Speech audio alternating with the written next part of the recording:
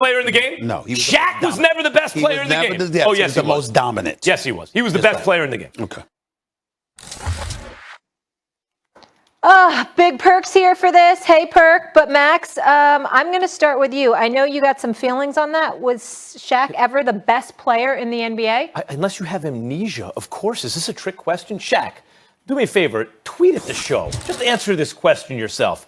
Because I know what Kobe and Shaq used to say. Kobe best, Shaq most dominant. But let me make it simple. And Stephen A. picks up on Shaq most dominant, not the best. Oh, well, he's not the most skilled Duncan, or Kobe had more skills. In 99-2000, Shaq was the MVP, 30 points, 14 boards, and 3 blocks a game. He was the Finals MVP 3 years in a row. 3-time Finals MVP. By the way, he and Kobe played on the same team. He was a 3-time Finals MVP. But let me cut through all the nonsense. In those years, let's just take 99-2000. If we said, okay, list the best players in the NBA, the only position that Shaq would be in is 1. So everything else is semantics.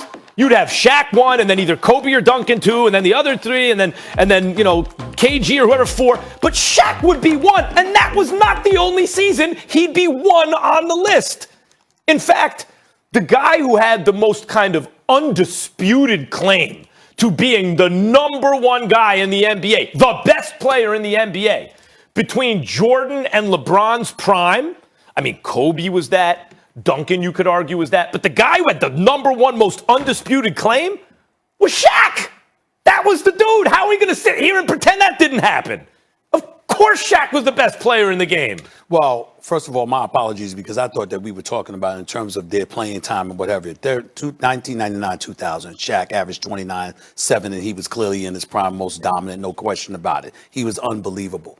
From that point forward, it was Kobe, period. And when I look at Tim Duncan and how spectacular he was.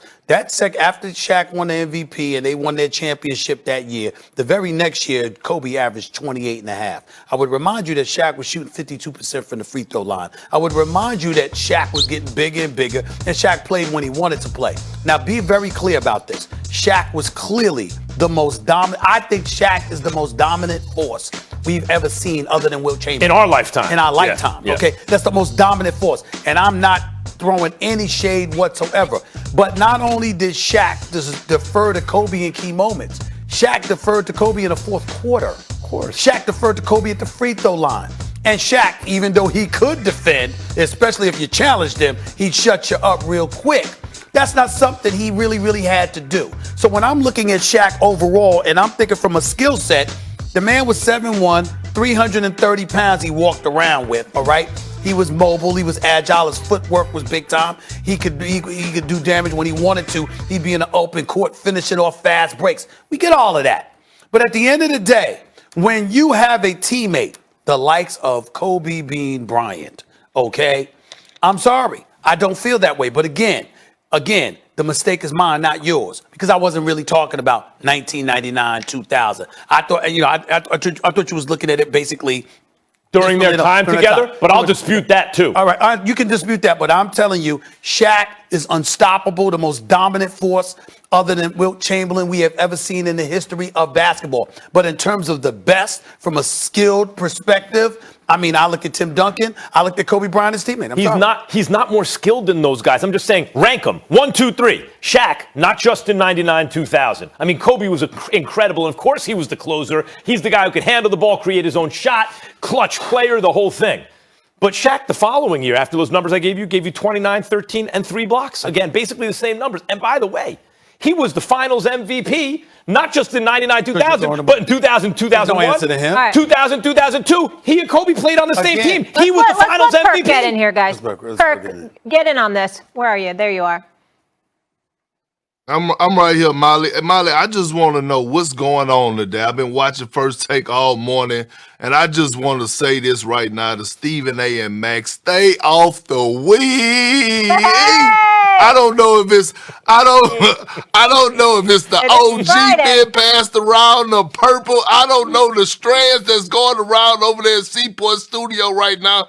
But some of the things I've been hearing this morning has been blasphemous. Okay. But look, Stephen A., I got to agree with Max on this point because for those 3 years, not only was Shaq dominant, he was the face of the NBA. I can't think of no other guy that was having an imprint on the NBA like Shaquille O'Neal. I mean, he was averaging during that time 27 points a game, 11 rebounds, 57% shooting. No, I wasn't there yet. I got in at 2003. But what I'm saying is, Stephen A., when you look at Shaq, and this is what people undervalue him at.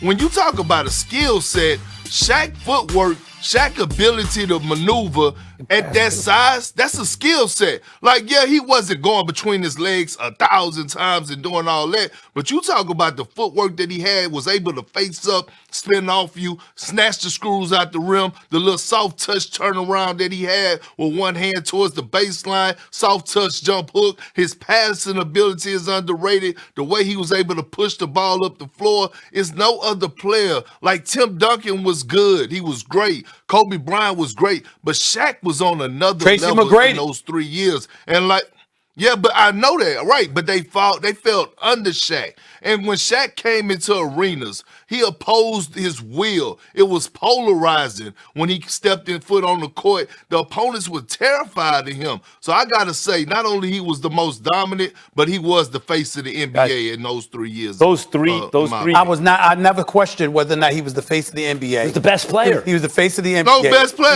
player. He was clearly the most dominant. I get that. Shaq and I have talked about this. We've had some disagreements, but not many, because he understands what Kobe Bryant brought to the table, and he understood that at 330 and a spin move. Remember, Shaq didn't spin without them damn elbows, scaring the living daylights out of people because you don't want to get hit by that brother. I mean, there was a lot that went into it. Shaq was a good passer too, by the way. Involved brute force, and I remember his daddy, God rest his wonderful soul, the Sarge, sat up there and went like this. Shaq out there trying to play around him. He said, "Come here, what the hell you think you doing?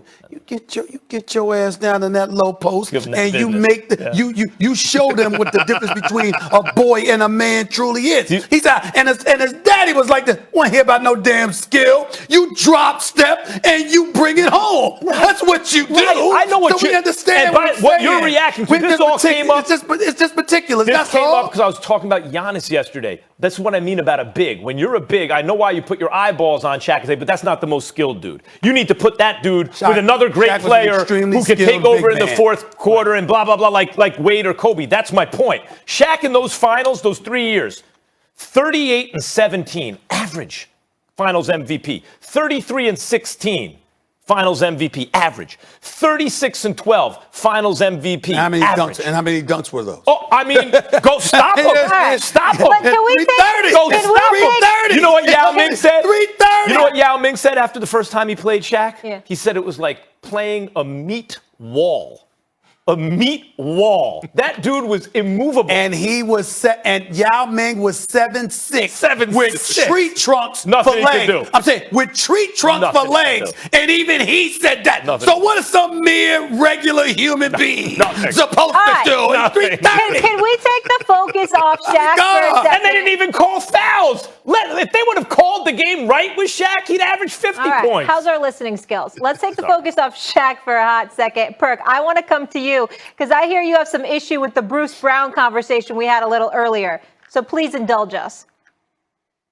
Oh, yeah, absolutely. Look, I was listening to the show and I heard Max talk about the offense of the Brooklyn Nets in Game 3. He was talking about James Harden missing. I heard Stephen A. talking about Bruce Brown. But you know what? I didn't hear them talk about Steve Nash. He was the reason that they lost this game down the stretch when it was a possession by possession. I don't blame Bruce Brown. I blame Steve Nash for putting him in that position because he wasn't supposed to be in that position. When you get late in the quarter, when it matters the most late in the game in the fourth quarter, you got to go to your guys that get paid the big bucks. And you have two of the best scorers, two of the of the greatest scorers of all time on your team. You spread the floor, you get one side cleared, and you go 1-3 pick and roll. And you 1-3 pick and roll the Milwaukee Bucks to death, and you tell them to stop it. You get the switch. You get Kevin Durant on the low block with Drew Holiday guarding him because Drew Holiday hasn't had success